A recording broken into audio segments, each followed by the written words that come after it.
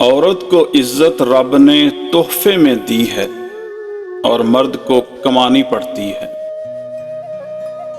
اگر بیوی ہے تو غلام ہے، اگر بیٹی ہے تو بوجھ ہے، اگر بہن ہے تو شک کا شکار ہے۔ بس عورت اب ماں کے روپ میں ہی کچھ اہمیت کی حامل رہ گئی ہے۔ مرد کہتا ہے کہ اکیلی عورت محفوظ نہیں ہوتی، لیکن یہ نہیں بتاتا کہ کس کی وجہ سے۔ اپنی بیوی کا تہہ دل سے شکریہ ادا کریں، کیونکہ وہ موت کی وادیوں سے گزر کر آپ کو باپ بناتی ہے۔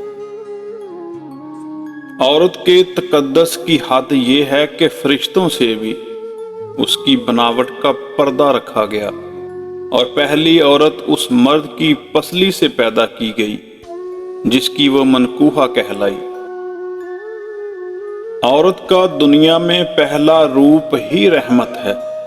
بیٹی بن کر سب خاندان کے دلوں پر راج کرتی ہے، بہن بن کر بھائی کی سچی اور مخلص دوست اور ماں کا بازو بن جاتی ہے۔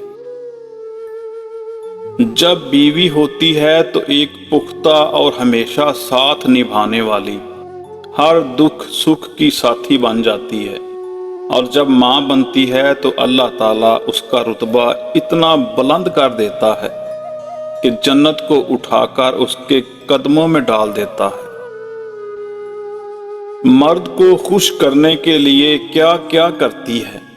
عورت اندر بدل دیتی ہے، باہر بدل دیتی ہے، دل بدل دیتی ہے، وجود بدل دیتی ہے، صرف اس لیے کہ وہ خوش رہے، ناراض نہ ہو، اس کی نظر نہ بدلے۔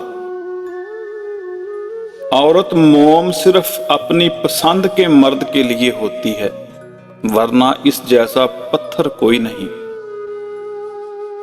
اپنی آنکھوں کو سنبھال کر رکھیے اے ابن آدم، گھر سے نکلی ہوئی ہر مجبور بیٹی بے حیا نہیں ہوتی۔ یہ عورت کا کرشمہ ہے کہ تیری وحشت کے پانی کو بدن کی سیپ میں رکھ کر اسے انسان بناتی ہے۔ پھر کس منہ سے کہتے ہو کہ عورت ذات ہوتی ہی بے وفا ہے؟ اگر کوئی مرد تمہیں چھوڑ دے تو دکھی ہونے کی بجائے خوش ہو جایا کرو، کیونکہ وہ واقعی مرد ہوتا تو کبھی نہ چھوڑتا۔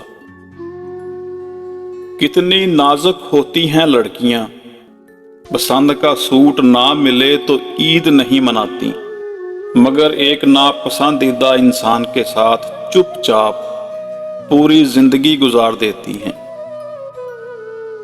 حیادار ہونا مرد پہ بھی اتنا ہی واجب ہے جتنا عورت پہ، لیکن اس دور جہالیت نے شرم و حیا، وفا، قربانی صرف عورت کے نام پہ مختص کر دی ہے۔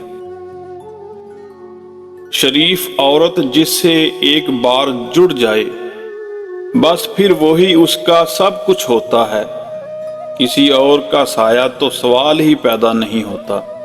جان دے دے گی لیکن شرک کا خیال تک نہ لائے گی۔